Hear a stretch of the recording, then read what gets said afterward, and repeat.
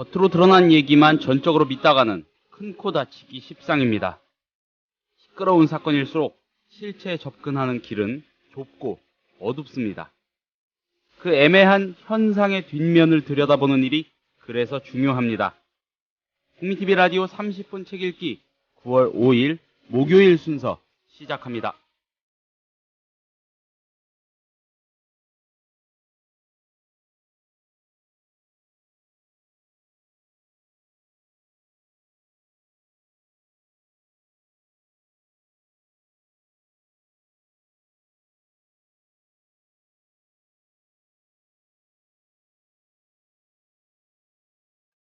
여러분 안녕하십니까?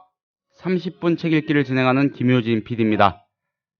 서해에서 남북 간에 벌어진 그 숱한 무력 충돌, 그 중에 5차례 충돌의 내막을 다룬 책이 발간됐습니다. 애매한 현상의 이면을 파고든 이 책의 제목은 서해 전쟁, 저자는 디펜스 21 플러스의 김종대 편집장입니다. 국민TV 라디오 30분 책 읽기, 오늘은 지난 화요일과 마찬가지로 저자와의 만남으로 꾸려봤습니다. 김종대 편집장 모시고 서해 전쟁에 관한 얘기 나눠보겠습니다. 잠시 광고 듣고 모시겠습니다. 국민TV 미디어 협동조합 조합원에게만 드리는 혜택. 당신의 영어 실력, 이제 원스톱 잉글리쉬가 해결해드립니다. 창의적이고 뛰어난 발성의 영어회화 학습 사이트 원스톱 잉글리쉬. 영어 표현을 암기시켜주는 동영상과 상황별, 주제별, 문법 패턴 표현을 검색하고 듣고 영작도 할 수 있는 영어 학습 포탈 원스톱 잉글리쉬. 주소창에 onestopeng.com. 국민TV 조합원이 되시면 영어 학습 콘텐츠를 3개월간 무료로 이용할 수 있는 혜택을 드립니다. 자세한 내용은 국민TV 홈페이지를 참고해주세요. 네, 김종대 편집장님 나오셨습니다. 안녕하십니까? 네, 안녕하세요. 바쁘실 텐데 귀한 시간 내주셔서 감사합니다. 감사드립니다. 책 얘기 바로 들어가야 될 것 같습니다. 시간이 길지 그러시죠. 않으니까요. 네. 서해 전쟁, 메디치 미디어에서 출판한 책이고요. 어떤 책입니까? 일단 소개를 좀 해주시죠. 사실 서해 전쟁이라는 용어는 좀 과격한데, 이게 이제 서해에서 남북 간에 벌어진 5번의 교전이 있었습니다. 이 이야기를 각각 다루고 있는데 하나하나 떼나 보면은 독립된 사건처럼 보이지만, 이 사건이 다 내면적으로는 이어져 있어요. 그래서 이걸 다 합쳐봤을 때 이제 서해가 평화의 바다에서 전쟁의 바다로 바뀐 이런 어떤 여러 가지 어떤 정황을 구성하는 사건들이거든요. 굳이 이제 5개의 사건이 뭐냐 이러면은 그 책에는 다 장으로 나눠졌습니다만은 1999년에 제1연평해전. 그다음에 2002년에 제2연평해전 월드컵 3, 4위가 벌어지던 바로 그날 오전에 발생한 일이죠. 그다음에 이제 이명박 정부 들어와서 2009년 11월에 대청해전. 그 다음에 천안함 사건이 그 이듬해 3월. 그 다음에 또 그 해에 있었던 연평도 포격전. 이게 5개의 사건입니다. 천안함 사태도 해전으로, 그 해전의 범주에 넣으신 거군요. 그런데 천안함 사건만큼은 어떤 2개의 어떤 시나리오를 다 넣었어요. 일단 북한이 했던 어떤 여러 가지 정황 시나리오. 거기에서 제기되는 의문들. 또 그다음에 북한이 아니라면 다른 가능성은 뭐냐. 이렇게 해서 사실은 천안함 사건을 쓰기가 제일 힘들었습니다. 그렇지만 저는 어떤 진영 논리를 떠나가지고 천안함 사건도 북이 했을 개연성을 우리가 충분히 가능성을 인식하고 그런 어떤 인식의 지평을 열어야 된다는 게 또 이 주장이 제 책의 주장이기도 합니다. 근데 북이 했다면 왜 했으며 어떤 양상으로 어떤 지휘 체계로 무엇을 노리고 이런 부분들에 대한 어떤 문제 제기가 들어가 있고 일부 정황들이 들어가 있죠. 직접 취재를 하신 내용을 당연히 바탕으로 하고 있겠죠. 이 취재는 지난 한 3년간 주로 국방부 합참 이함대 사령부, 또 한미연합사, 그다음에 청와대 근무를 했던 고급 장교들을 인터뷰한 겁니다. 직접이요? 직접이요. 한 인터뷰 횟수가 한 200여 회 정도 돼요. 어이구. 그러니까 굉장히 사실은 접근하기가 힘든 부분이하고 인터뷰가 힘든데 2011년경부터 이제 장성들이 입을 엽니다. 예, 그러면서 자기가 아는 내막들을 털어놓기 시작하죠. 조금씩이요. 조금씩이요. 예. 이게 이제 축적이 되다 보니까 이제 와서 이제 책을 낼 때가 됐다. 예, 이래서 이제 출판사 독촉도 있고 해서 예, 좀 완벽하지는 않지만은 어떤 사건의 전모를 다시 재구성해서 이제 내놨습니다. 전 솔직히 두렵습니다. 이거 어떻게 평가받을지 실망시켜드리지 않을지 두렵고요. 그 과정에서 이제 제가 그 계속 질문을 했던 건 뭐냐면은 네. 이런 어떤 5번의 그 교전 무력 충돌이 있었다면은 왜 이런 것이 벌어졌는지 질문도 하지 않고 우리 사회가 예, 정부 발표만 그냥 믿고 넘어가야 되는 이런 어떤 일들이 반복돼 왔어요. 99년에 제1연평해전이 벌어졌다면 왜 벌어진 건가 그게. 네. 그 사건이 이제 서해가 평화에서 전쟁으로 바뀐 아주 결정적인 사건인데 또 사람도 많이 죽었는데 도대체 그 사건이 왜 벌어진 거냐. 이런 질문을 하는 사람도 없고 답변하는 사람도 없습니다. 그 뒤에 사건들도 마찬가지예요. 그러니까 도대체 왜라는 질문에서 이제 시작이 되는 건데 우리가 알기로는 뭐 정부 발표야 NLL을 북한이 침범해서 그걸 차단하는 과정에서 우리의 경고를 무시한 북한의 도발에 우리 군이 맞서다가 벌어진 교전이다. 네. 이게 천편일률적인 정부 설명의 전부예요. 그냥 뭐 교본이죠, 그게. 네, 교본입니다. 예. 그 다음에 정부가 이런 발표를 한 다음에 나타나는 국면은 정부 발표를 믿을 거냐 안 믿을 거냐 하고 윽박질러요. 굉장히 지적 폭력이죠. 그런데 그렇다면 항상 같은 설명밖에 없어요. 사악한 북한이 비정상적이고 공격적인 호전적인 북한이 예. 쳐들어와서 막다 그렇게 됐다. 이게 설명의 전부 아닙니까? 그걸로 모든 게 끝나버리고 그다음에 믿을 거냐 안 믿을 거냐고 이제 윽박지르기 시작합니다. 근데 이렇게 정부가 구성한 이야기들이 있지만 제 책을 보면 이야기가 전혀 달라집니다. 얼마든지 안 일어날 수 있었던 교전이거나 피할 수 있었던 교전이고 또 동시에 관리 가능했던 어떤 그 상황이 갑자기 통제불능 상황으로 악화되면서 어떤 결정적 이유에 의해서 교전이 벌어진단 말이죠. 그것이 이제 제가 도대체 왜라고 하는 것에 대한 답인데 예를 들면은 제1연평해전 같은 경우는 양쪽의 해군이 다 발포하지 말라는 명령을 받고 있었어요. 남과 북이 다요. 남과 북이 다. 예. 예, 절대 쏘지 말라 그랬어요. 그 1999년 6월 6일부터 시작된 무력 시위가 일주일간 지속되다가 네. 그 발포하지 말라는 명령을 받은 함정들이 대치하고 있었단 말이죠. 근데 왜 약 9일이 지난 6월 15일 날 엄청난 사상자 주로 다 북한입니다만은 정전협정 이후로 해상에서 가장 많은 사람이 죽은 이 연평해전이 왜 발생했느냐는 겁니다. 그러니까 그 앞에 양쪽에 발포하지 말라고 명령을 받은 군대가 명령을 어겨서 이 교전이 발생한 거냐? 이런 의문이 제기되는 거거든요. 그러니까 이런 질문들은 빼버리고 답변도 안 하고 그러면서 그냥 우리는 그 임무 수행하다가 교전을 했다. 뭐 이런 정도의 어떤 그 발표 보고 믿으라고 하는 겁니다. 국민들 보고. 물론 정부 말이 틀린 건 아니에요. 그러나 진실의 일부만 얘기하고 있습니다.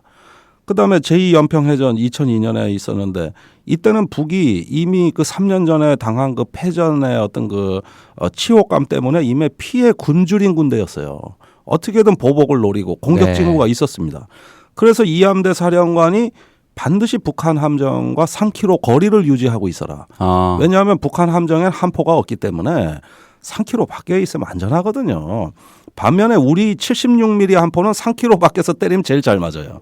아주 일방적으로 우리한테 유리한 전투 대형을 다 유지해 놓고 예. 다 관리해 놨는데 왜 경비정 두 척이 북한의 우리 고속정 두 척이 북한 경비정에 150m까지 접근을 했다가 기습을 당했냐 이거예요. 그러면 작전상의 실수이거나 아니면은 좀 무리한 어떤 의도가 있었던 거 아니냐는 추측을 당연히 할 수밖에 없는 궁금하시죠. 대목이죠. 예. 그러니까 3km 거리를 유지하라 그러면 사람이 죽을 일도 없고 공격받을 일도 없었는데 150m라면 바다에서 150m 붙어버린 거예요.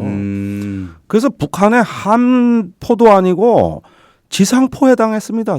전차포 떼서 경비정에 실은 그 조잡한 무기에 그것도 제1격이 명중됐습니다. 이렇게 그 위험한 상황에서 그 앞에 아무런 전투 대형도 유지하지 않고 가가지고 거기서 그냥 공격받고 한 고속정의 인원이 거의 전멸이 된 다음에 침몰까지 돼버리는 이 사건이 왜 발생했냐. 분명히 이건 사령관의 명령하고 다르죠. 그러면은 중간에 누가 다른 간섭을 했던 거 아니냐. 그렇죠. 지휘 체계를 누가 흐트러 놓은 건데. 그렇습니다. 예. 저희 그 지휘 체계의 어떤 그 붕괴 현상이 실제로 있었습니다. 그러니까 그 합참과 2함대의 각기 다른 명령이에요. 그런데 그때 2함대 사령관이 상황실에 있다가 잠깐 지상 2층에 있는 사령관실로 올라간 사이에 합참 지시가 상황실로 내려온 겁니다. 그게 그냥 그 저 일선 전투원들한테 전달이 됐고, 그러니까 사령관이 지시한 줄 알고 간 거죠. 그러니까 이런 내막을 다 파헤치다 보면은 이제까지 정부가 설명했던 교전에 대한 정보 발표와는 전혀 다른 이야기처럼 느껴지는 이런 어떤 그 스토리가 나오는데, 저는 그것이 바로 이것이 왜 교전이 발생하느냐라는 국민적 의구심에 대한 답이 돼야 된다고 봤어요.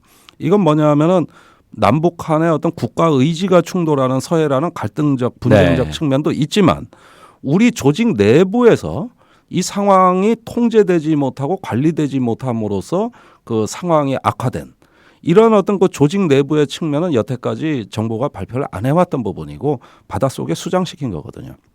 그 수장된 진실이 저는 중요하다고 본 거죠. 그걸 건져 올려서 이 이야기를 재구성해 보면 이제 이야기가 전혀 달라집니다. 그 이야기가 바로 이 서해 전쟁에 담겨 있는 겁니까? 그렇습니다. 개인적으로 궁금증이 하나 생기는데, 그 무너졌던 지휘 체계, 그리고 엉뚱한 그 움직임들, 이거에 대한 그 징계는 다 제대로 이루어졌습니까? 내부적으로나마? 그런 책임 규명이 안 되고 단지 이 사건이 정치적으로 이용됐어요. 서해에서 교전은 바로 북한은 저렇게 비정상적이고 사악하고 그러면서 우리가 설정한 NLL 뭐 영해선이라고 합니다만 그것도 사실이 아닙니다. 그런데 그걸 월선해가지고 침범해왔다. 이렇게 되니까 모든 어떤 요인을 북한의 NLL 월선이라는 데만 초점을 맞춰버리니까 이제는 NLL도 필요 이상으로 우리 영해선이라는 어떤 그 과도한 개념으로 접근이 돼야 되고, 이거 벌써 정치적 접근이에요. 두 번째는 그 우리의 해군 전투원들, 희생된 전투원들을 영웅시해야 됩니다. 그러니까 어떤 그 제2연평 해전 같은 경우는 분명히 사령관의 지시와 다르게 전투 대형이 무너진 상태에서의 그것도 최저 속도 기동이에요. 시속 6노트. 그런데 돌격 기동을 하게 되면 시속 30노트가 나와야 됩니다. 이것도 아니고 그러면서 혼자 거길 가서 그렇게 어떤 그 이미 조준하고 있는 적에 접근을 했다. 그거는 이 함대에 그때 독특한 어떤 그 기강이 무너진 하나의 현상이 있었어요. 그러니까 이런 부분들도 전부 다 이제 말하지 않고 이제 그 서해에서 교전이 벌어지면은 예컨대 희생이 됐으면 희생이 돼서 영웅, 또는 뭐 살아서 이겨서 싸웠으면은 이겼기 때문에 또 영웅. 그럼 도대체 영웅이 아닌 사람이 없죠. 그러니까 신화와 영웅 속에서 이것을 감성적으로만 접근하도록 국민들한테 어떤 국가가 지적 폭력을 행사해 왔고 그 결과 서해의 교훈이 제대로 분석되지 못했다. 그럼 그 다음 일은 뭐냐? 앞으로 또 죽어야 된다는 얘기입니다. 무슨 얘기냐 하면은 이 복잡한 어떤 특수한 환경의 어떤 그 서북도서 NLL 부근 해역에서 벌어진 일을 우리가 제대로 알지 못하고 이 역사가 기록되지 못하면은 다음번에 같은 실수를 되풀이합니다. 그 이면에 이제 육군 지상군식으로 모든 걸 접근하는 합참과 해양에서의 어떤 북한군의 특성을 관찰하고 해양의 특성에 맞게 작전을 하려는 이함대 사이에 극심한 갈등이 벌어지고, 이것으로 인해 가지고 이 교전이 벌어지고 난 다음에 엉뚱한 책임자 처벌 또는 어떤 엉뚱한 표창, 훈장 이런 것들이 난무하면서 이제 정치적으로 사태가 마무리돼요. 이것이 이제 우리 군의 대비 태세에도 악영향을 줬을 뿐더러 서해 평화를 파괴한 어떤 주요한 원인이 됐다. 저는 여기에서 사령부의 무능, 어떤 작전 최고 사령부라고 할 수 있는 합참의 무능에 대해서 저는 엄중하게 책임을 제기하는 이런 관점을 유지하고 있습니다. 여기서 제시하신 그 5개 사례에서 공통적으로 그 합참의 무능, 뭐 실수라고도 볼 수 있겠지만 어쨌든 뭐 국민 보기에는 무능한 거죠. 그게 공통적으로 들어있는 요소입니까? 5개 사건에 다 들어 있습니다. 그런데 그 중에서도 이제 크게 보면 4개. 제일 제2 연평해전 천안함 연평도 때는 제가 보기에 합참은 공황 상태예요. 우선은 바다에 대해 아는 게 없어요. 바다에 대해 아는 게 없어요.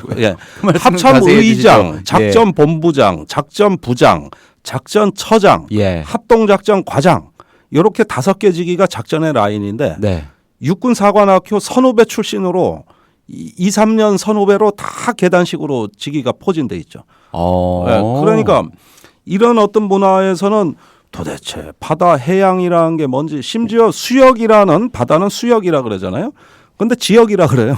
예, 근데 서북 도서 지역 뭐 해역이라나 수역이란 말도 안 써요. 그러니까 용어부터가 개념 자체가 이함대하고는 다르고요. 아. 그다음에 육군 문화는 뭐냐면 지상에서의 작전이라는 건 이렇게 선 긋고 철조망 치고 예. 장벽 쌓고 해가지고 점령해서 이렇게 땅을 방해하는 거잖아요. 예, 그러니까 예. 선방어예요. 근데 바다에서 NLL을 선방어하라 그러면서 배를 일렬로 쭉 세운다고요. 전방 NLL 부근에도. 이게 지상군 개념인데 근데 도대체 NLL 선을 방어하라는 게 지상에서는 땅을 지킨다는 게 시설을 지킨다는 게 있지만 바다에서는 뭐가 있습니까? 물밖에 없어요. 예. 그럼 그 바다에 물을 지키라는 얘기인지. 예. 도대체 이 개념부터가 이상해요. 해군 문화는 그런 게 아니고 어딜 가서 점령하는 문화가 아니에요. 항상 후방에 항구에 일정하게 있어요. 문제가 생기고 위협이 발생하면 가서 처리하고 다시 되돌아와요. 점령을 하긴 뭘 합니까? 이런데 이걸 육군식으로 하라 그러니까 NLL 선상에 1, 2km 간격으로 함정이 늘어서 있어라. 또 와서 이렇게 부딪히는 선체 충돌 방식으로 남북인 무력 행사를 했는데 그게 고대 로마의 전투에나 있었던 겁니다. 왜 우리가 벤허 영화 보면은 네. 왜 노예들이 노졌는데 막 상대방의 그 해적들의 함이 와가지고 부딪혀 버리잖아요. 그게 끝이에요. 임진왜란 때도 근접하면 부딪히는 전투가 아니라 화포를 쏘는 전투였단 말이에요. 근데 제1연평해전이나 이렇게 쭉 늘어서 선방어하라 그러면 선체로 들이박아라. 무슨 거기서 뭐 병사들 백병전 시킬 것도 아니고요. 그러니까 이게 바로 그때 합참에서 지도한 예. 어떤 그 작전 지시거든요. 그러니까 이렇게 되니까 해군이 거세게 반발을 하고 이 과정에서 상황을 안정시키는 조치를 취했어야 될 때 상황을 악화시키는 조치를 취하고 그다음에 점점 큰 배가 가서 앞을 가로막으니까 북한도 새로운 함정을 내보내는데 네. 그게 어뢰정이고 그러니까 사태가 더 위험해지니까 결국은 교전이 터지는 이런 식으로 위기가 고조되던 그 독특한 양상이 있거든요. 이런 부분들이 교전으로 연결이 됐다고 보는 거죠. 저는 북한이 사악한 집단이고 우리는 방어만 하는 해군이라는 것은 이건 뭐냐면 한국전쟁 이래 우리가 오랫동안 가져왔던 군사 안보에 있어서 일종의 가정이에요. 가정. 그런 가정이 있다 하더라도 어떻게 통제했느냐 어떻게 작전을 했느냐 하는 부분은 결론이 나와야 되는데 이런 부분은 쏙 빼고 탄지 북이 쳐들어와서 우리가 막는 과정에서 교전이 발생했다. 이거는 가정을 되풀이하는 거지 아무 얘기도 아니다. 이 사건은 제대로 규명이 돼야 되는 것이 그렇게 규명이 안 되고 어물쩍 넘어가니까 오늘날 NLL 논쟁. 네, 예. 네, 이건 뭐 국기를 뒤흔들고 말이죠. 정치를 발칵 뒤집어 놓고 이런 NLL 논쟁의 대화록 공개 뭐 하는 이 나라가 왜 이 모양 이 꼴이 됐냐 이거예요. 그거는 서해에 있었던 일을 잘못 알고 있기 때문에 그걸 제대로 알면 이 문제도 해답이 보이는 거거든요. 그래서 저는 그 NLL에 대한 어떤 우리 정치적인 어떤 논쟁의 본질도 같이 넣었어요. 그 어떤 불필요한 교전이 벌어지고 어떤 잘못된 작전이 있고 난 다음에 모든 걸 정치화해버리니까 국내 정치에서는 NLL 논쟁으로 이것이 비화가 되고 그렇지만 제가 책에서 밝힌 것 중에 하나는 진짜 NLL을 포기한 건 박정희였다. 그건 어떤 맥락입니까? 77년에 영해법을 제정합니다. 예. 이 영해법을 제정한 이유가 북한이 서해에서 경계선을 선포했기 때문이에요. 그러면서 우리가 대응으로 영해법을 제정했다면 우리도 경계선을 선포할 어떤 명분이 주어진 겁니다. 네. 그래서 법을 만들었는데 막상 마지막 순간에 서북 해역에 대한 얘기를 다 빼버려요. 그래서 영해 직선 기선을 저 태안반도 앞바다 소령도까지만 하고 그 이북을 빼버리니까 우리 경기도와 인천엔 영해가 없습니다. 그 이남으로만 영해가 있는 이런 어처구니 없는 법을 만들 때 그럼 서북 5도 문제는 어떻게 되는 거냐. 그때 신민당 야당 의원들이 따지고 들었죠. 네. 그러니까 답변을 안 합니다. 그때 NLL이라는 걸로 우리가 당분간 관리하겠다는 말 한마디만 했어도 단 한마디만 했어도 보수 정권 또는 보수 세력이 이걸 어떤 영해로 보고 나름대로 관리해 왔다고 인정합니다. 그러니까 박근혜 대통령이 NLL이 영해선이라고 자꾸 주장을 야당한테 하실 게 아니라 그 얘기를 하고 싶으면 아버지 무덤에 찾아가서 아버지 그때 왜 영해를 빼버려 가지고 이런 논쟁을 사회에 만드셨습니까 하고 거기다 따져야지. 그때 야당은 박정희 대통령 때도 그랬고 김영삼 대통령 때도 예. 서보고도 어떻게 할 거냐, NLL 어떻게 할 거냐 따지는 건 민주당이에요. 근데 지난 대선에서 더 황당한 거는 민주당이 이 얘기를 안 하고 저 새누리당이 NLL 얘기한 걸 일방적으로 얻어맞았어요. 제가 보기에 도덕적, 합리적 명분은 오히려 역사적으로 민주당이 네, 더 많이 네. 축적을 했는데 거꾸로 된 논쟁으로 되고 박근혜 대통령은 자기가 그 청와대 있을 때 벌어진 일을 자기 책임인 걸 거꾸로 야당한테 책임을 물는 아주 황당무계한 일이 벌어지고 대선이 그거에 영향을 받아요. 왜 그런 대응을 못했을까요? 민주당은. 그거는 민주당이 그 진보 진영에 이게 문제인데 민주진보 진영이 어떤 이런 안보 문제에 대한 체계적인 정보 관리나 나름대로 어떤 그 지식이 축적되는 구조가 아니라 그때 안보를 단편적으로 접근하니까. 그래서 그걸 정치적으로 해석하고요. 그렇죠. 그래서 이거는 우리의 아주 중병입니다. 이 민주당이 어떤 중병인데 뭘 가르쳐줘도 맨날 새로 가르쳐야 돼요. 까먹으니까. 예. 그런 면에서 진보 정권 10년 또 어떤 지금의 민주당도 저는 상당한 책임이 있다고 봐요. 그 역사적 무지와 어떤 무지몽매함이 스스로의 어떤 선거를 망쳐버린 거 아닙니까? 예, 이런 것들이 너무 열받고 네. NLL에 대해서 속이 터지고 하니까 이제는 책 쓰는 걸 더 이상 미룰 수 없다. 그래서 예, 이제 서둘러 쓰셨군요. 네, 그렇습니다. 예.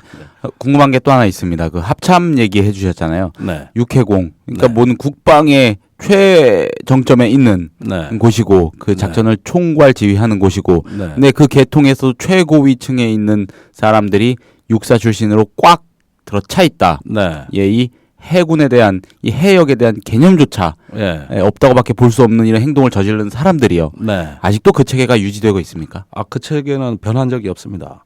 한 번도 변한 적이 없어요. 거기에다 더 심각한 거는 예. 육사 출신이라 하더라도 예. 육해공군을 잘 아는 장교들이 있어요.